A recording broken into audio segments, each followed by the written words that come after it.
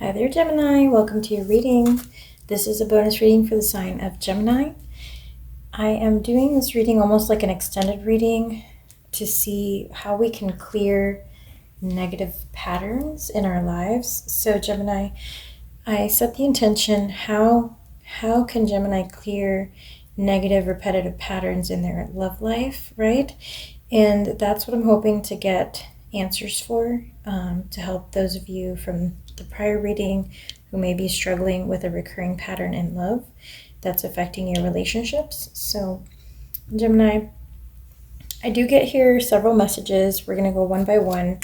One of the things that came through strongly is that some of you are quite proud, and so there could be like an ego component that's affecting your relationships.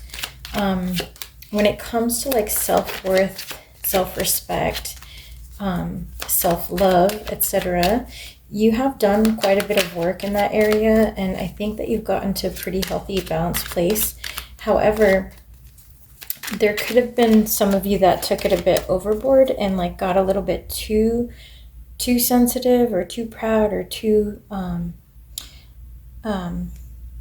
focused on making sure that that no one is going to take advantage of you, or that no one is going to make you feel like you're not worthy, or that no one is going to ever make you feel like they're not respecting you, or like they're not giving you your rightful place. So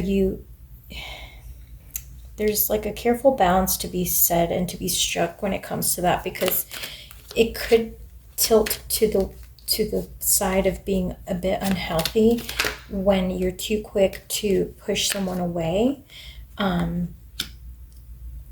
in an effort to protect yourself from someone who you may judge prematurely.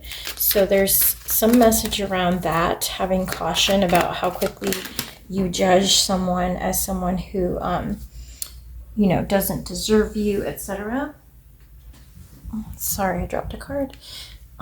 So for your growth, it is important that you release and let go of the pieces of your pride, I guess, that are obstructing you from connecting with others in a very open manner. So it is important here that you focus on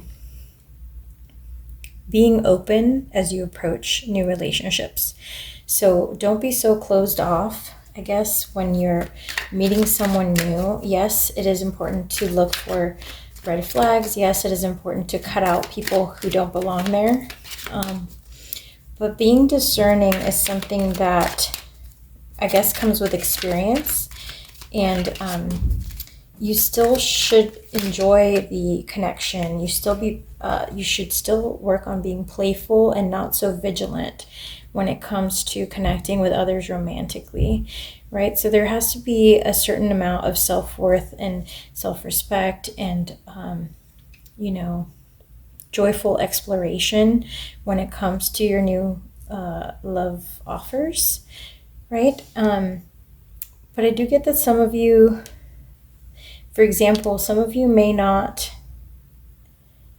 ever make the first move, or you may look for the other person to always move the relationship along.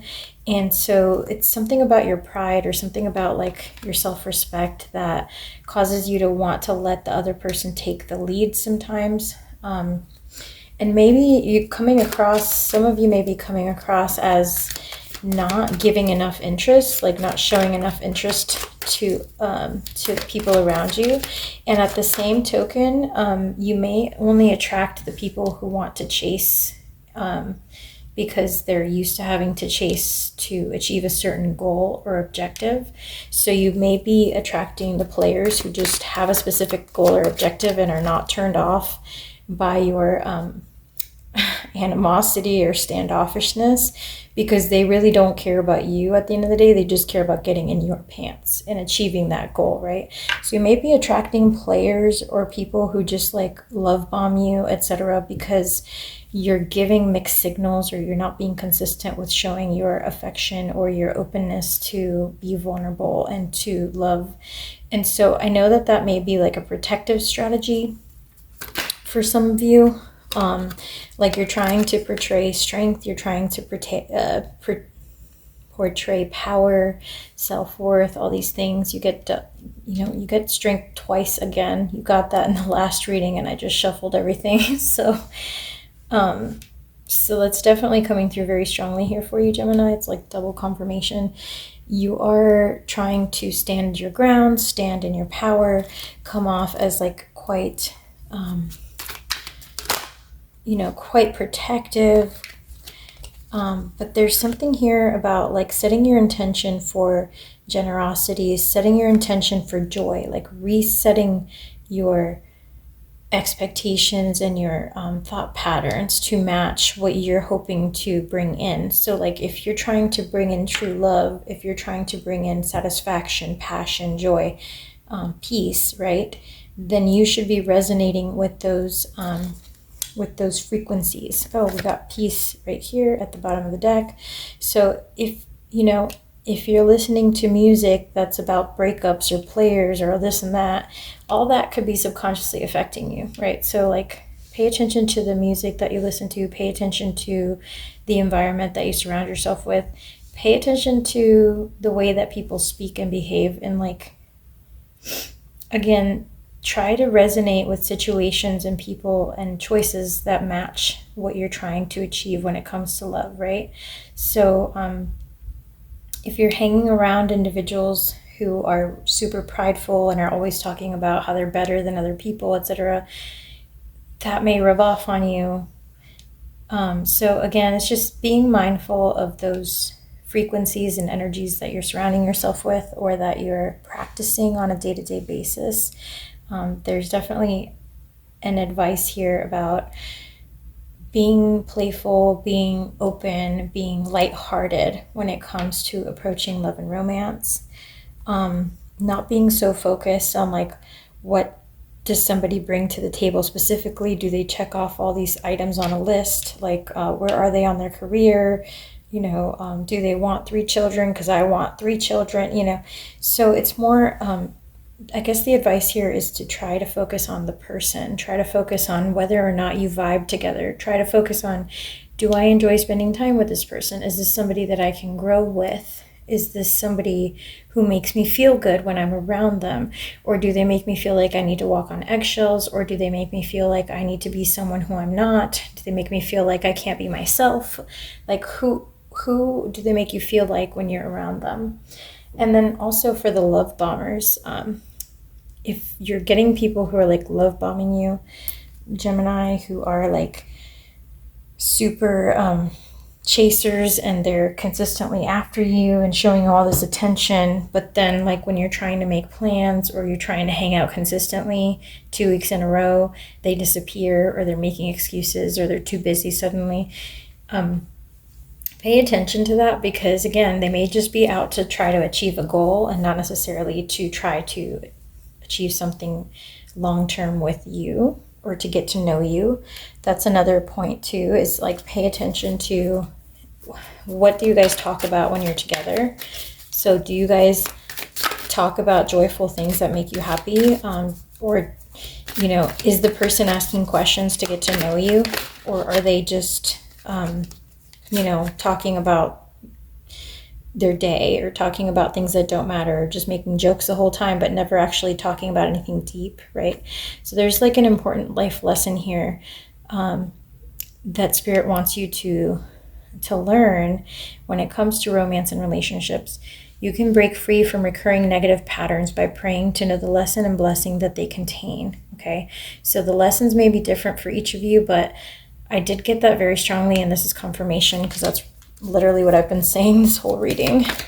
So what else, Spirit, for my Geminis? Okay, we got easy does it. So again, like take it easy, one step at a time. If you're going through difficulties with like overgiving or, falling for people too quickly before you discern whether they deserve your heart or not, you can start making positive changes little by little and take a gentle approach. how you make those changes, right? It doesn't have to happen from night to day, but maybe start noticing the patterns and start doing something about them, like start freeing yourself from those patterns. So the next thing Spirit says here is self-confidence through God confidence. So believe in yourself and believing in God, and God is working through you. Again, depending on your religion, you can interpret that just to mean spirit or, a higher power, your ancestors, etc. But the advice here, either way, is to have the confidence to trust that the universe, spirit, God, etc., your guides are here to help you, and they're here to support you as you grow and learn through trials and tribulations, right? So don't feel discouraged. Just know that there's a lesson that you're meant to learn when it comes to love and relationships and connecting to other people. And it's not all external to you. It's not everyone that you're connecting with that sucks. It's that there's something inside of you that needs to be explored and fixed and corrected. There's some lesson you're meant to be learning that will help you move forward in a much healthier manner. For those of you who are religious here, because I'm getting a lot of the religious cards, and this deck doesn't always talk about religion, it's more like angelic guidance. So this one says, join with like-minded people for friendship and increased spiritual growth. So again, you can go to online, help groups. You can sign up for therapy and get like a relationship counselor. Or for those of you who are religious, you can pray, you can go to church, you can join a community in your church that helps give you support and guidance, to see if that's a helpful resource for you, Gemini. But there's definitely something here that's worth exploring that will help you grow in the long term when it comes to relationships. And again, for some of you, that's going to be like breaking free of codependency, breaking free of that desire to chase after people who do not treat you properly, Gemini. So I hope this is helpful. I hope this was insightful. Please give the video a like if you enjoyed it in any way, and I will catch you on the next one. Take care, Gemini.